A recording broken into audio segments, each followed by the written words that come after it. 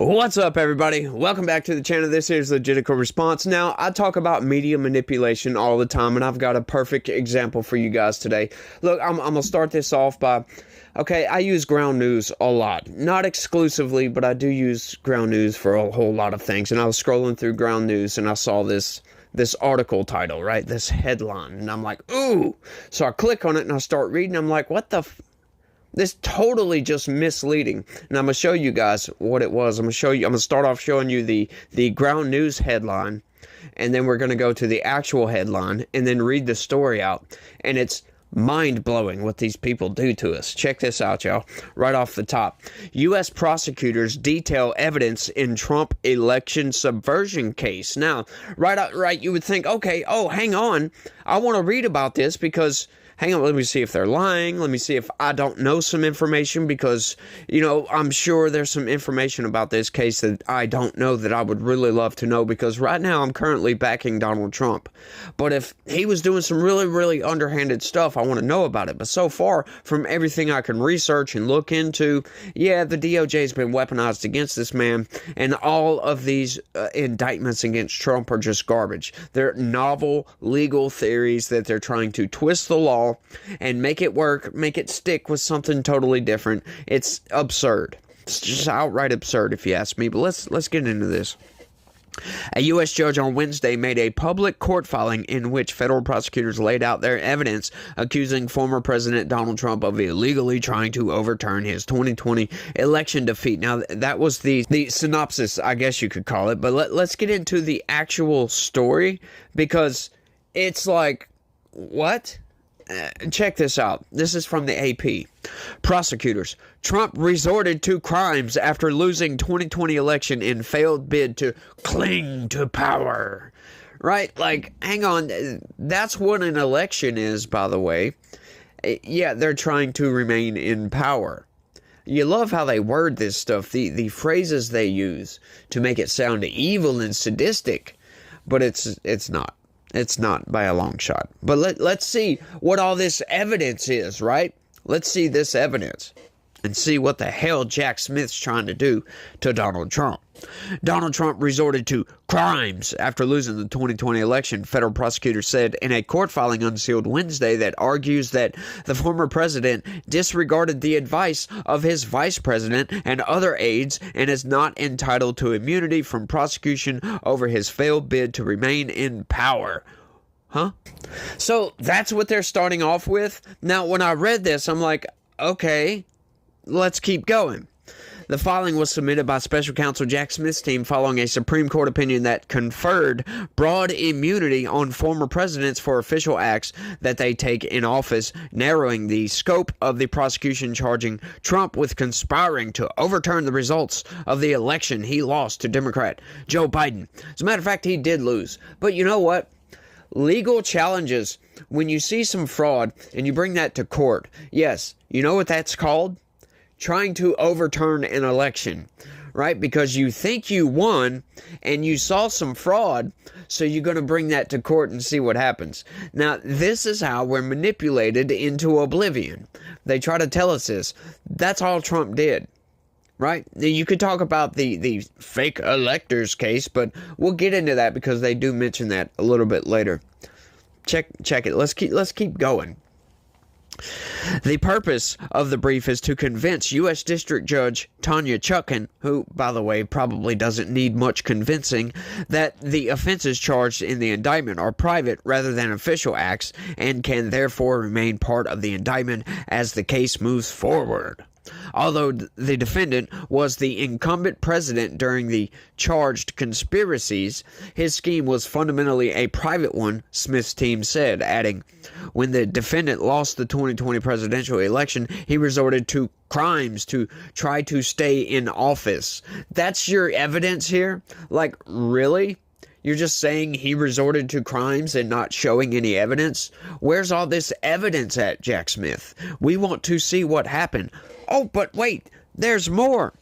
Those include efforts to persuade former Vice President Mike Pence to refuse to certify the counting of the electoral votes on the afternoon of January 6, 2021. What? So that's your evidence? Because they had a conversation.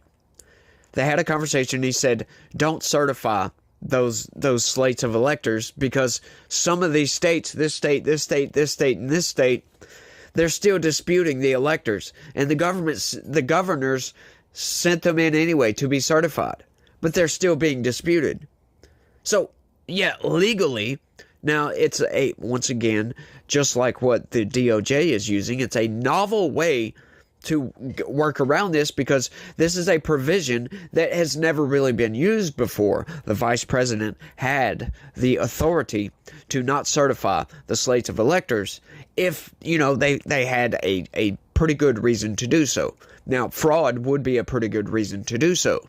However, there's a lot of stuff up in the air about this.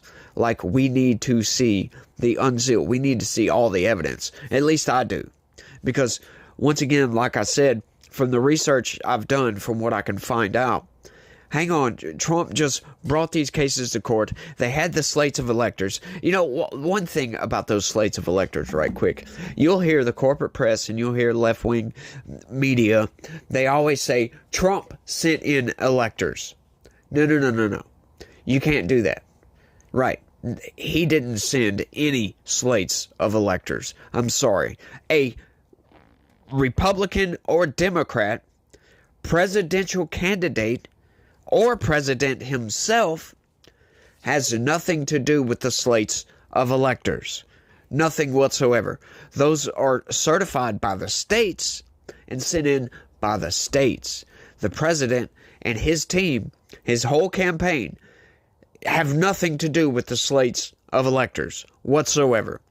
I went and researched this. This is part of my research that I went and looked up on this fake elector scheme, right? They have nothing to do with that. So when you hear these people say, oh, well, Trump sent slates of electors, fake electors. No, he didn't. As a matter of fact, he didn't. Now, some of the electors that were sent by the states, not by Donald Trump, weren't the certified electors because, once again, this was from the states where they were disputed. And once again, the governor certified the electors without the authorization of the state legislatures in a couple of states. That's what happened. Now, that needs to be resolved in court, or was resolved in court, right? I have no idea what went on with that. However, we do know for a fact that the peaceful transfer of power took place on January 20th. Donald Trump is not in office right now. Joe Biden has been in office for the past 3.5 years and has just about destroyed the country, right? And not, hyperbolically speaking, destroyed the country, but hey, we have seen a vast economic downturn. I mean, we've got this big strike going on right now that's going to make things even worse. So guys, get prepared for that. That's crazy, y'all. Like this is probably going to damage Kamala Harris's campaign. They're going to try to distance themselves and say, oh, well, this is Joe Biden's fault. No, this is because of some other stuff, right? It's not really Joe Biden's fault, like the strike. But what kind of is, it's indirectly, partially Joe Biden's fault for the bad economic policies that he has, the economic downturn that we've seen. Mishandling our domestic economic policy will result in a bad economy, especially when you get out there and you lie to the American people. Say, oh, the economy's great. Look at all these jobs. The stock market's up. We've got an historic stock market right now. Yeah, all that's telling people out there in the real world is that people that are invested into the stock market, that either one, that these people are getting richer, so which doesn't really affect you, or number two, we have a bubble that is about to burst. And it's bad news both ways because rich people getting richer doesn't help people like me and probably people like you. I don't know if you're rich or not. Let me know down in the comments if you have money. But, people like me, I'm struggling right now, right? Like I just told you guys the other day, the raises that I've seen over the past 3 years have been about 0.6%. Yeah, nowhere near the 25-30% that the price increase has been.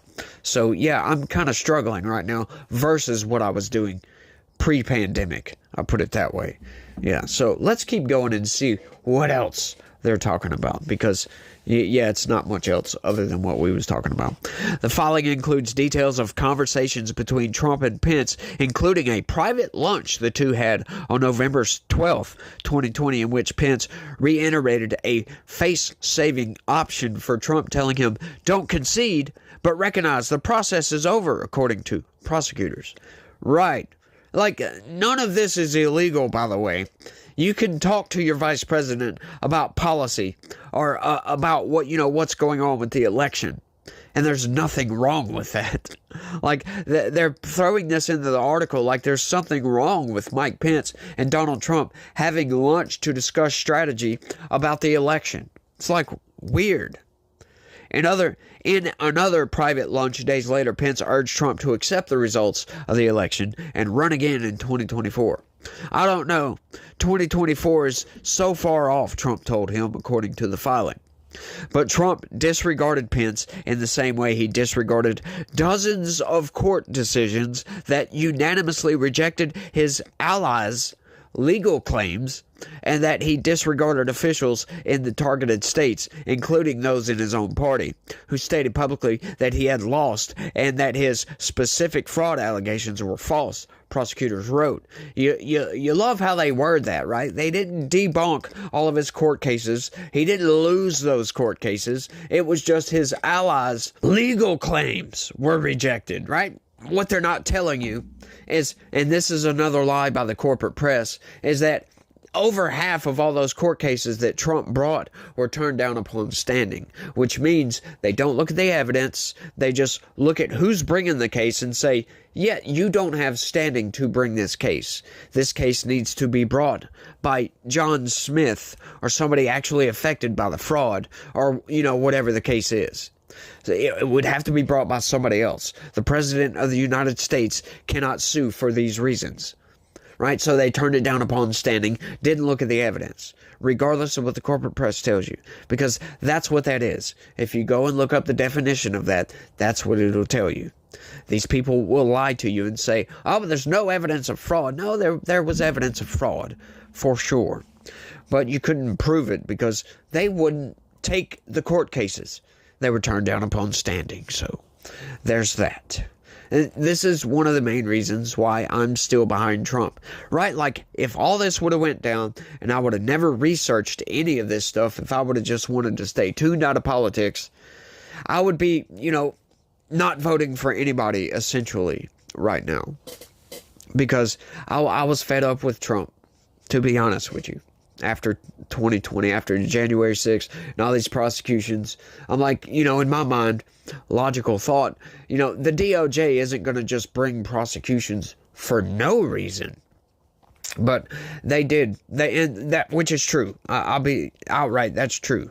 They do have a reason. They want to get rid of Donald Trump. They're trying anything and everything to do it. Yeah, they're putting that man through the ringer, or at least they're trying to. But once again, Teflon Don, everything just hits him and slides right off. It's like nothing can stick. It's crazy, y'all. He really is Teflon Don.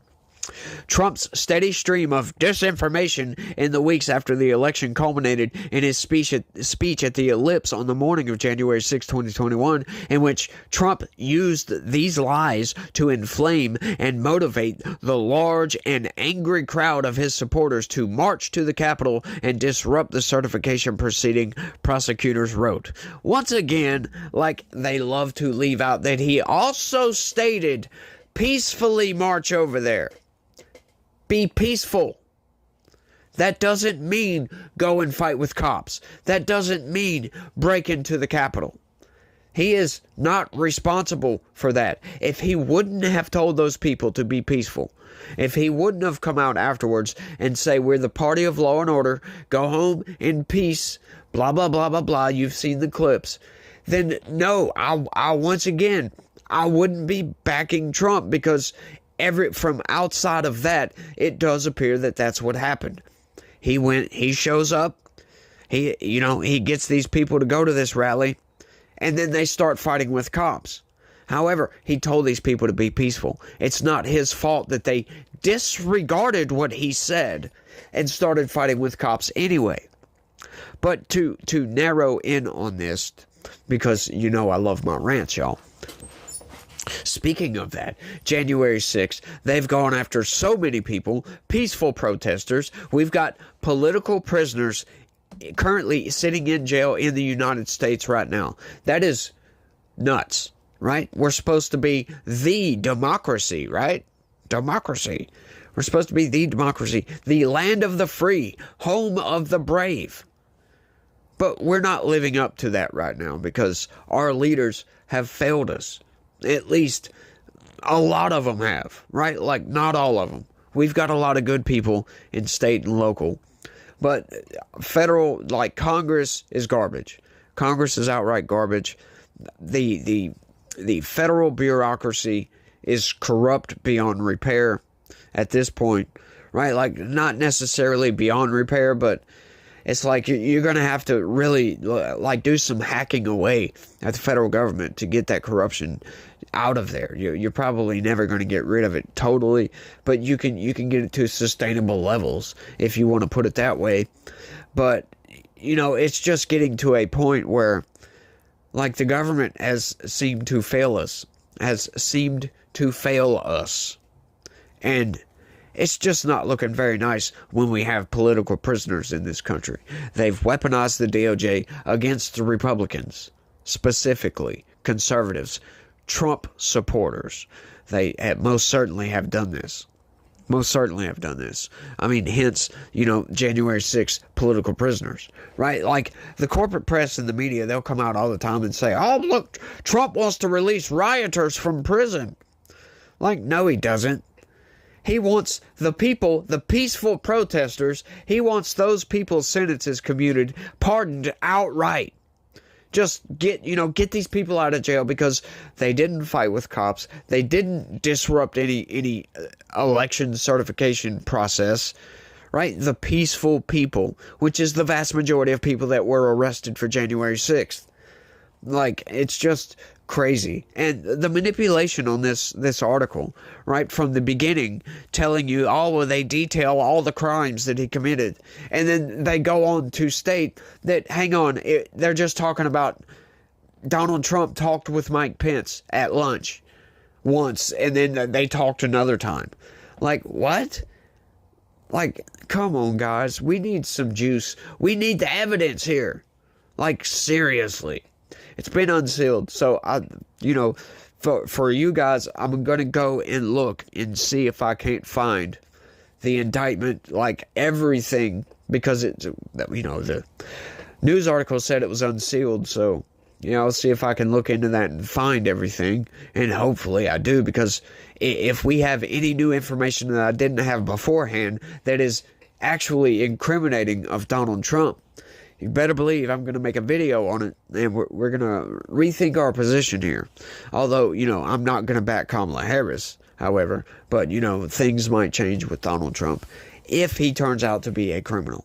But as of this point, as of everything I can research, find, and look up, Donald Trump is innocent of all of these charges, right? The documents case has already been thrown out, so that's garbage. That one was garbage to begin with.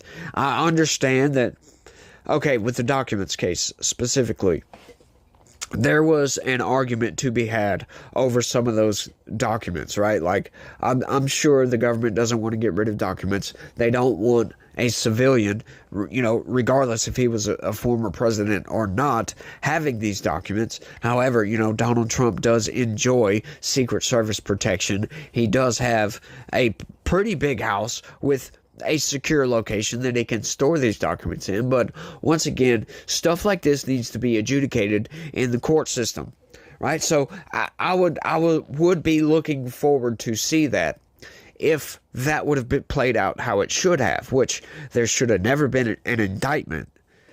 It should have been just, bring Trump to court and see if you can get these documents back. That's what that should have been. That would have been a cordial, disagreement between two parties. let's bring this to court. We want these documents back. But instead, what do? They raid his home. They take the documents by force. Hang on now. The president has plenary power to declassify anything. You mean to tell me you're going to withhold unclassified documents? Yeah, I don't think so.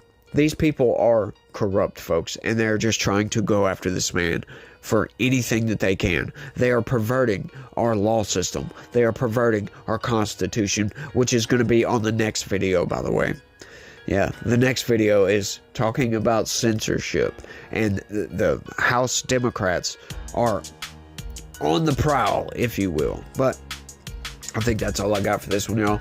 I want to thank everybody for watching. Hey, y'all, don't forget to hit that like button on your way out if you don't mind. I always forget to tell you guys about that, but if y'all could, it would really, really help the channel out a whole lot. Hit that subscribe button, hit the like button, share this video with anybody and everybody you can. Because we got to get some of this information out there, y'all. And I might not be the best conveyor of words in the world, but at least I have my logic, and I love logic a lot. I love logic a whole lot, and I love pointing out the manipulation by the corporate press, and that's what I do. But y'all try to have a good day and stay legitical. Peace.